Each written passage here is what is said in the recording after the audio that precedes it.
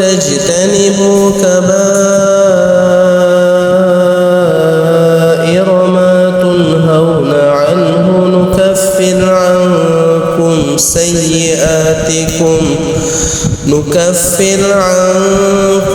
سيئاتكم وندخلكم مدخلا كريما.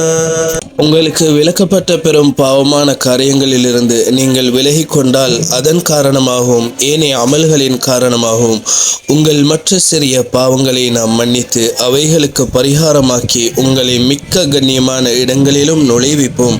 சூரா அந்நிசா அத்தியாயம் 4 வசனம் 31. இன்று திங்கட்கிழமை பிறை 4 துல்காதா மாதம் ஹிஜ்ரி 1445.